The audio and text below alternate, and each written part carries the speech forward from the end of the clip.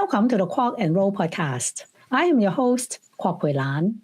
Today, my guest is Dr. Ralph Watkins, who teaches evangelism and church growth at Columbia Theological Seminary in Decatur, Georgia.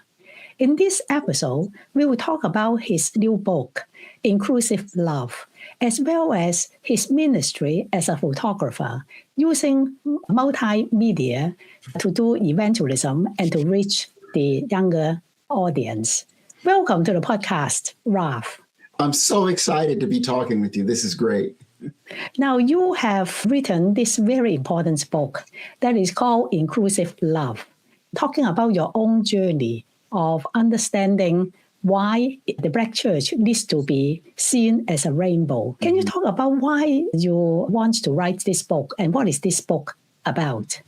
This book is really my journey as an African-American, specifically as a Black theologian. And I came to embrace all of God's children as a part of the family of God, that especially included my LGBTQ siblings. I reflect upon my journey of how I got there, because I think many people are on similar journeys. And so I invite them to go on a journey with me while simultaneously inviting them to go on their own journey. Are there particular reasons that prompted you to write this book? It was my own transformation, my falling in love with my LGBTQ siblings and realizing while I called myself tolerant and accepting, I realized they didn't have the same privilege that I had. They didn't have the legal protection that I had. And I believe they were created in the image of God. And I believe as a Black theologian that believes God's on the side of the oppressed, that God doesn't partition out, or God is not partial in God's administration and God's sharing of God's justice. So I thought it was important for the Black community, especially in this time, to realize that God wants freedom and justice for all of God's children, and that includes our LGBTQ siblings as well. In our time, as you can see, there has been a lot of discrimination, especially against the trans brothers and sisters. And in your book, did you talk about that at all? Yes, I do. I talk very deliberately about that, specifically in our own community, in the African-American community. I talk about the privilege that I enjoyed being a cisgender, heterosexual African-American male married to a brilliant and beautiful African-American woman, and what it meant to live in that world, and how even I, being very liberal and thought I was inclusive, had not fully included my LGBTQ siblings, and especially not my trans siblings. And I lamented about my complicity in that exclusion, and it was God calling me to inclusion. So I talk about it from my personal experience while inviting others to reflect upon their personal experience and realizing that we are party to this and that there's blood on our hands. And I repent in this book, and I invite others to repent with me to be a part of the change we need to make the church and the world a space that's inclusive and that's just and reflects the love of God. I remember that some time ago, our colleague, Dr. Kelly Brown Douglas, has written on sexuality and the Black church. At that time, it might be quite controversial. What do you think with the response to your book? Do you think that Black leaders will be open to your message? I think, too, thinking about the elders, Kelly Brown Douglas and Horace Griffin and so many others who wrote books that ministered to me. A part of my book is I'm in dialogue with my LGBTQ siblings who have written and told their stories as I tell my story. And because I am receptive and I have changed, I do believe that my siblings in the Black church will change. I do believe that African-American religious leaders are open to. I do believe that we see specifically in this time the importance of what it means to raise this call of justice and inclusion. I firmly believe I'm not the only one. There are thousands, there are millions more who are just like me, who are on this journey and they're waiting to speak. And I pray they will join in this course with me as we join in this course with our LGBTQ siblings and talk about who God really is and how God affirms all of us and wants justice for all of us. This is Black History Month. And I noticed that in your Facebook, you have introduced to your friends many of those very important works from African-American scholars. What are some of the works that influence you most? That's an interesting question. So I post sometimes a book a day. Sometimes I post multiple books a day. So I had to look at my Facebook, knowing you're going to ask me this question, think about books that I actually posted. I'll talk about one in specifically, Roy D. Karov and Langston Hughes' book, The Sweet Fly Paper of Life. And why is that book important to me? Because that book's important because what I see in that book specifically in the work of Roy DeCarava, the great photographer, and Langston Hughes, the great writer, thinker, and novelist, that they're bringing this art together, bringing images together, and bringing words together, and combining these art processes, which speak to me as an art-based researcher. That I believe that in art-based research, art itself, the art practice itself, actually produces epistemology. So that's one of the books that I would point out. Another one would be In Our Terribleness, which is a book that was done by Fundy and Amir Baraka, which once again involves poetry and images. The Sweet Fly Paper of Life involves both images and then the writings of Langston Hughes. And then I would point to a most recent book that I just posted, that I just read this week, actually, Art as Sanctuary. I'm Conjuring an African Aesthetic. All these books speak to my practice and how I've evolved as an art-based researcher, scholar, theologian, and practitioner. I want to ask you, do you love art or see art as century from early on, or this is a hobby or a calling that slowly emerged? So I'm a sociologist by training, and probably the person who's influenced me more than anybody in my theological thinking, my sociological thinking, has been W. B. Du Bois. Du Bois realized very early on that images were central. In 1900, Du Bois is using images to make an argument about the progress of African Americans. I'm very much influenced by the work of Frederick Douglass, who in 1861, in the midst of a civil war, pictures were created, photography was created in 1839. In 1861, Frederick Douglass is the first scholar to speak and write about the importance of photography as a tool of liberation and freedom. I'm influenced by Sojourner Truth, who said, in the use of photography, I sell the shadow for the substance. So for me, as a kid to now a 64-year-old adult, photography and art has been central. Du Bois said that photography and the great works of art are the first places in which we learn. He used photography throughout his time as the editor of the Crisis magazine. He used images to show both injustice and to appeal to freedom for our people. So for me, art has always been central to me. So not only do I have a PhD in sociology, I have a Master's of Fine Arts in photography. So I have both of those terminal degrees as well as the DMin. So for me, the foundation of who I am theologically, sociologically, as an intellectual, is based in the arts first and foremost, and then those others come along. I have also enjoyed the photography that you have done and sharing portraits of our colleagues on your Facebook page. And I want to ask you, when you develop this interest in photography, what are the things that you are looking at, or when you take a photo of a person? Can you talk about the process a little bit? It is not just capturing the external features. It is also the internal spirit that I very often saw in your portraits. Thank you for noticing that. I'm honored that you noticed that. That's what we are hoping to do in our work. So when someone comes in the studio, I consider the studio a sacred space. It's a holy space. I'm creating images of the Imago Dei, and that's important to me. What does that mean to capture the essence? It's about relationship. It's about love. God is a God of love. Also, the first thing God does is God separates light from dark, and that's what photography is. Photography is literally writing with light. Jesus was the light of the world. Jesus was love. He brought love into the world. So for me, if God is love, then what images are, they are expressions of love.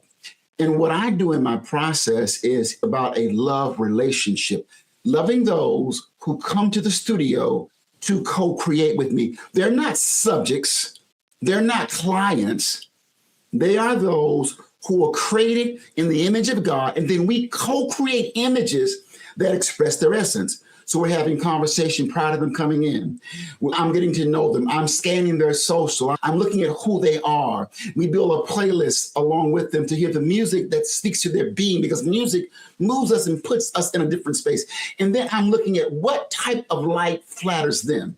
If photography is writing with light, if Jesus is the light of the world, then how do we shine light in the world that you might see those who God has created in love? So to me, photography is an act of love. So what I'm trying to do with my images is love, to show love, to be love, and to use light to give a shape to love.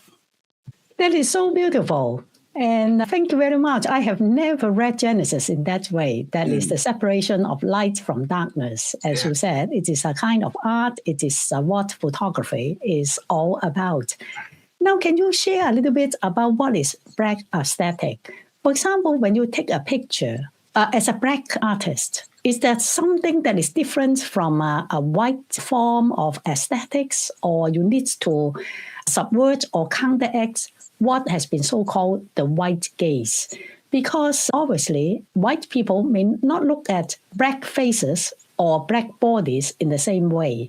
So can you talk a little bit about what is black aesthetics?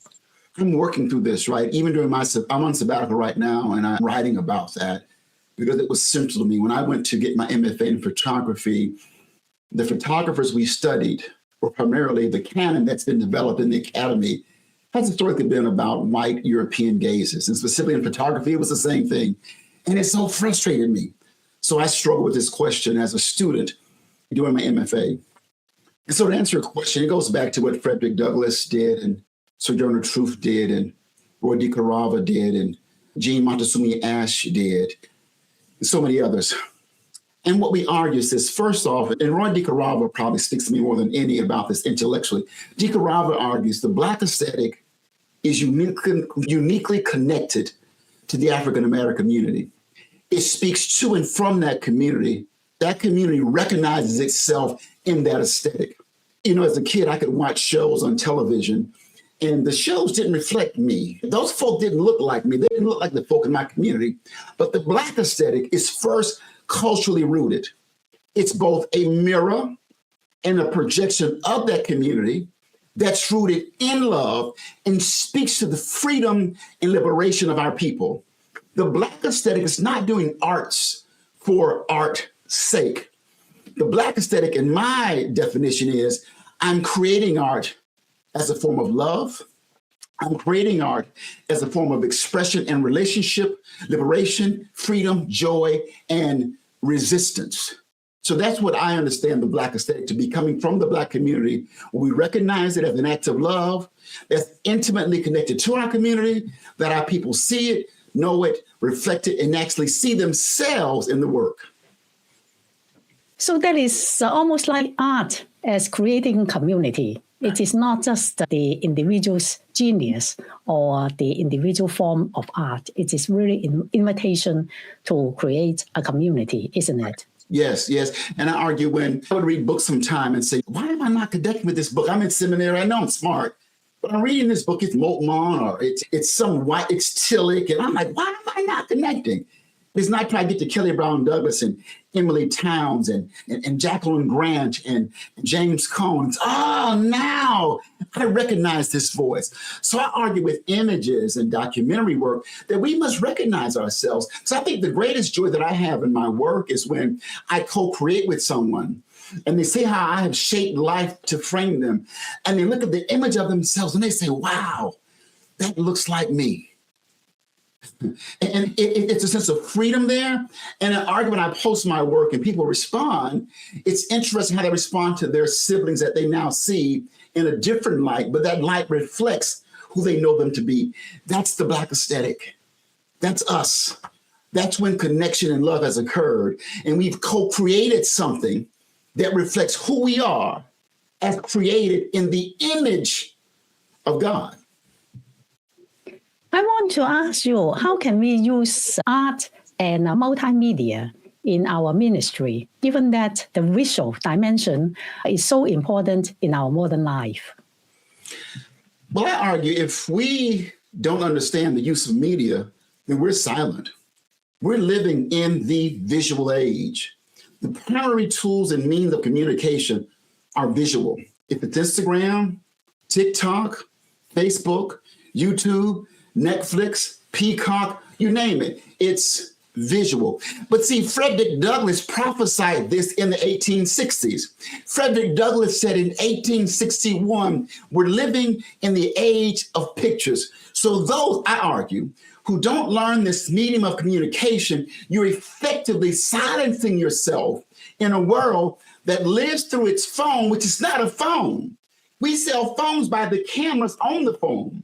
We don't use these phones like this. We use them like this and like this and like this. And if we don't learn this language, we have effectively muted ourselves as people of faith, because this is the tool of the future, which Frederick Douglass and Sojourner Truth prophesied about in the 1860s. Well said. But how do you teach your students, for example, to use it? Because some will be very excited to learn, but I think some of us, like myself, will be so intimidated. We work with language, with words, right? But not with the visual. I tell my students, it's a famous sermon I heard my pastor preach when I was a little boy, growing up in St. Lawrence AME Church in Eatonville, Florida. Part of the story I tell in my book, Inclusive Love, I tell about me being raised in Eatonville, Florida, the oldest all-incorporated Black town in the nation, the home of Zora Neale Hurston. And I remember my pastor preached a sermon. I was a little boy, and it was about Moses. And the pastor says, Moses comes to the Red Sea, and God tells him to use what's in your hands. I don't know why that sermon so impressed me about all Moses had. It seemed like it was a stick. But God said, use what's in his hand. So what I tell my students is, just use what's in your hand, start where you're at, and just talk to your phone. Just talk to it. Just take pictures. Use what's in your hand. You don't have to become a great photographer. You don't have to become a documentarian. You don't have to get an MFA in photography. Just use what's in your hand and watch what doors it opens. I model this on my Facebook and my Instagram. Most of my videos, I'm just holding up the phone. I'm just talking to the phone. There's no special lights. It's just me talking. And those get the most views of me just telling my truth, of people walking in my life. I tell my students, just tell your truth. Just share your story. Just use what's in your hand at the level you can use it, and then grow into it. If it's once a week, once a month, it increases, but use what's in your hand. If you want to be effective in ministry today, it's not optional. You have to use what's in your hands. You recall that during the pandemic, the churches were forced to put their worship services and their Bible studies virtually. And then I have seen the pastors and also some of my students, theological students, really struggle to manage to use this particular medium. Today, as you know, that some of the churches continue both in-person and virtual worship. And what do you think we need to learn if we are doing it? We cannot sometimes just translate an in-person setting to another medium. Are you satisfied that churches have been doing things more virtually, or you see there might be areas that we need to improve? It's a loaded question. And I spent years going to churches, trying to evangelize them to do what I'm talking to you about. I've been doing this for years, probably since the late 1990s. Up until now, I've been having these questions and having these conversations. So I believe this, and this is going to probably sound a very strong statement. I don't mean to be insulting, but I have to be honest. Churches who refuse to learn this language, visual language, it's like going into a culture that you hope to evangelize, but you refuse to learn that language and the norms and values of that culture, how they communicate. You effectively dismiss that culture and its power, and you try to impose your will, your way, or your culture, and hope they accept that. And they won't. It won't fully take.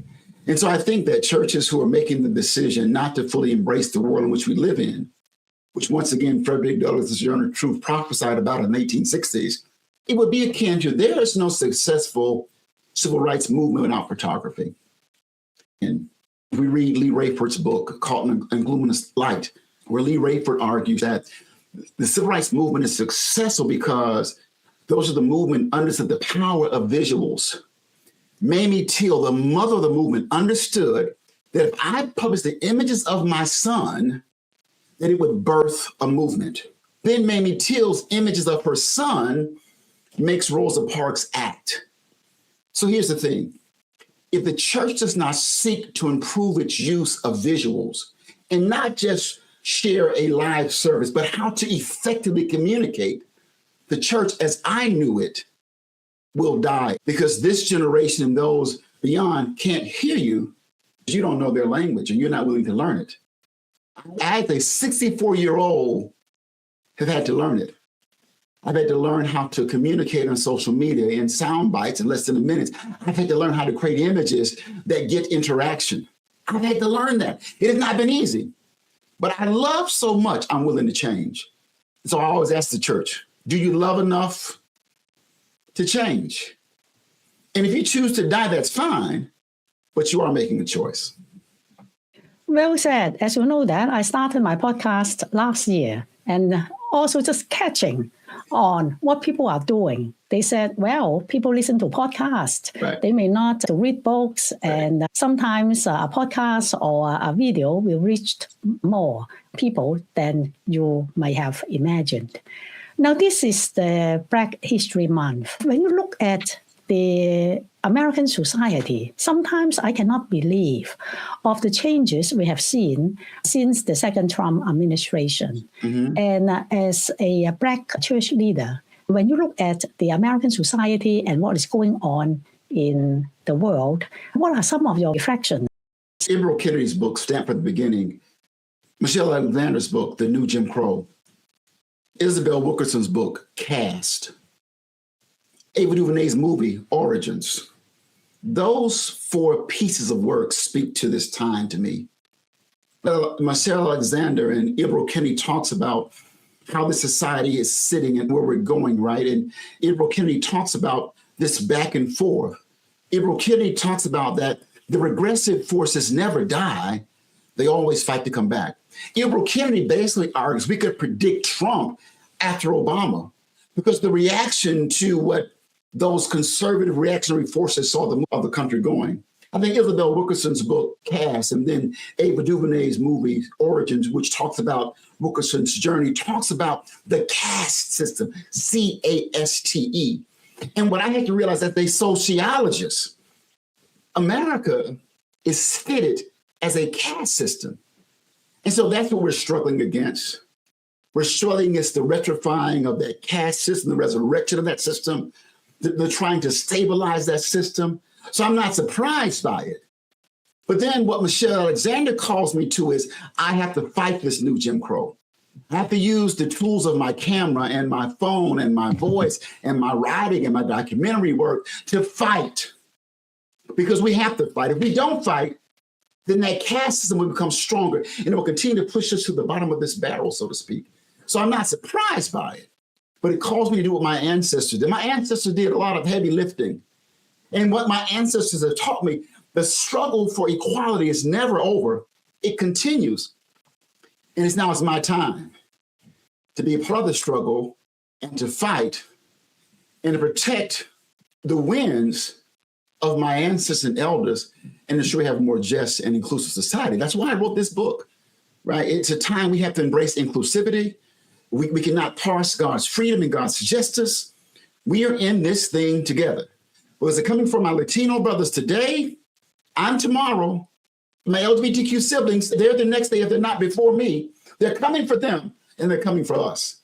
And I understand that. Ralph, what is your advice to young people who may be thinking about what they need to do in a society like ours, or young faith leaders who are rising up after our generation? Be true to that voice of God that's the God of justice. Be true to that God that came to set the oppressed and captives free. And do that which you're called to do in your space to enact justice. Be a voice. Speak up. Raise your hand. Make space at the table. Refuse to be silent. Refuse to accept the present condition as if it's fixed. It's not fixed. Our ancestors realized slavery was not fixed. Patriarchy and sexism was not fixed. The laws against same gender marriage was not fixed. We fought back. We fought back. You have to fight. Wherever you sit, you must stand up. You must speak up. You cannot be shut up. You cannot sit down. You cannot sit in the back seat. You must get in the front seat. We must fight. Our lives, our democracy is at stake. This is real. This is real. We are in a battle for the very soul of this nation, for the sacredness of our democracy, for the freedoms our elders and ancestors have fought for. These things are literally at stake. And if you don't think it can happen, remember, Hitler was democratically elected. Most dictators are. And we see that dictator behavior coming out right now. And we need to act now. And wherever you sit, little things make a big difference. A hand raised, a question asked, a remark checked, showing up at a movement, making sure you and your friends vote. That's what makes the difference. Thank you very much. So this is Dr. Ralph Watkins, the author of a new book that will be published in March, Inclusive Love, Seeing the Black Church in the Rainbow. If this episode is helpful for you, please click like and subscribe. I will see you in the next episode.